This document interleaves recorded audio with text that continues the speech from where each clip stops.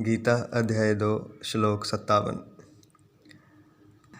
यः सर्वत्राणभिस्नेहस्तत्प्राप्य शुभाशुभं नाभिनन्दति न द्वेष्टि तस्य प्रज्ञा प्रतिष्ठिता।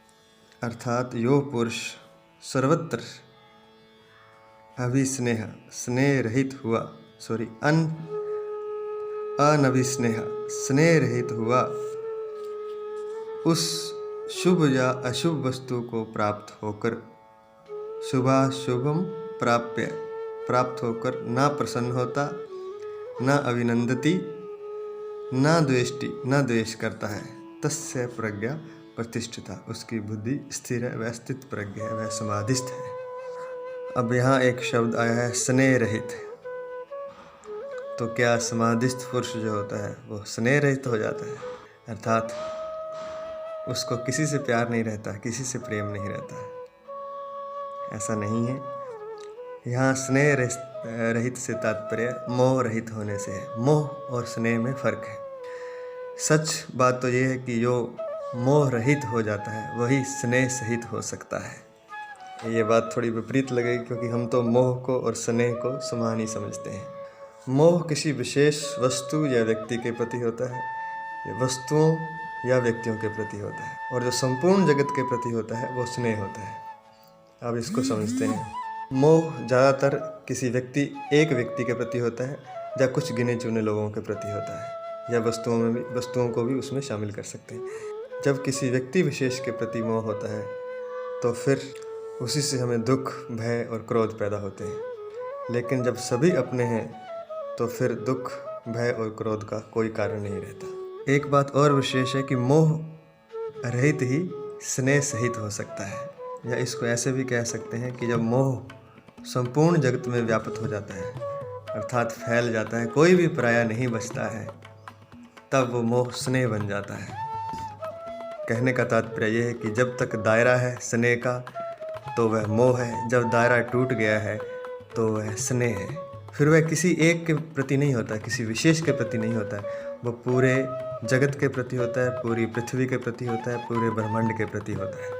जो मोह से मुक्त हो गया है वही सबको प्रेम कर सकता है, वही सबको अपना सकता है। जो मोहग्रस्त है वह तो कुछ को ही अपना सकता है, एक या कुछ व्यक्तियों को या कुछ वस्तुओं को, लेकिन सभी को अपनाने के लिए मोह का दायरा तोड़ना पड़ेगा, तब वो स्नेह के दायरे में प्रविष्ट होता है।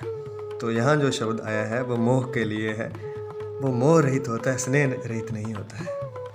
और एक उसमें और विशेष बात होती है कि वो शुभाशुभम प्राप्य न अभिनंदति, शुभ या अशुभ वस्तु को प्राप्त होकर न प्रसन्न होता है, न द्वेष्टि, न द्वेष करता है।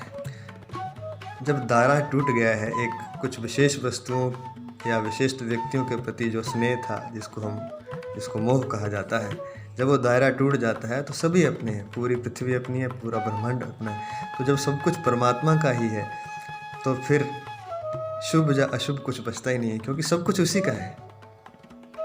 राम भी वही है, रावण भी वही है, वो सब में ही उस परमात्मा को देख लेता है।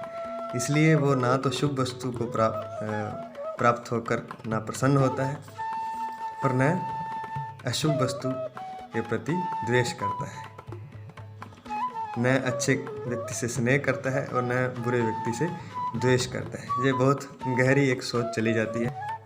जब प्रेम का इतना विस्तार हो जाता है, या कहें कि अपनी आत्मा में इतना स्थित हो जाता है व्यक्ति कि तब उसको रावण में भी राम दिखाई देता है।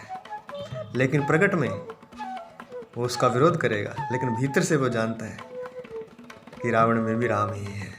जैसे भगवान राम ने रावण से युद्ध किया तो भीतर से वो जानते थे, लेकिन बाहर से प्रकट में वो युद्ध कर रहे हैं, क्योंकि लीला चल रही है तो लीला के नियम तो अपनाने ही पड़ेंगे। संसार में संसार के नियमों से ही चलना पड़ेगा। जैसे कहा जाता है कि हर एक प्राणी में परमात्मा है, कण कण में परमात्मा है। तो इसका मतलब ये नहीं कि हम कुकर शुकर को जाकर के प्रणाम करने लगेंगे क्योंकि भाई तू परमात्मा है। हाँ, भीतर से हम जानते हैं परमात्मा है, उसको हम कष्ट नहीं पहुंचाएंगे, लेकिन हम उसके चरणों में नहीं पड़ेंगे, क्योंकि नियम से चलना पड़ेगा। जगत को चलाने के लिए परमात्मा ने नियम बना रखे हैं, उन नियमों से ही जगत चलता है।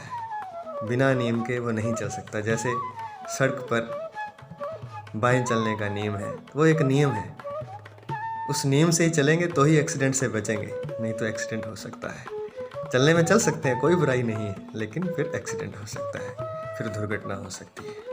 और भी गहराई में जाएं तो एक ही शक्ति से सब उत्पन्न हुआ है, उसी से राम, उसी से रावण, उसी से सज्जन, उसी से दुष्ट। वह एक शक्ति अपने को ही दो हिस्सों में बांटकर एक खेल खेल रही है। उसी से दिन बनता है, उसी से रात बनती है, उसी ने बनाई हुई है। लेकिन एक खेल को चलाने के लिए एक नियम बनाए हैं, एक सृष्टि की रचना की गई है।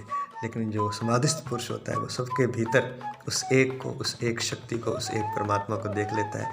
इसलिए वो सबके प्रति स्नेह सहित होता है, या कहें स्नेह रहित होता है, ये भी कह सकते हैं। क्योंकि स्नेह किसी एक के प्रति होगा, जब सबके प्रति हो गया तो वो स्नेह रहित भी वही है, स्नेह सहित दोनों का एक ही अर्थ हो जाता है उस स्थिति में। जय श्री कृष्ण।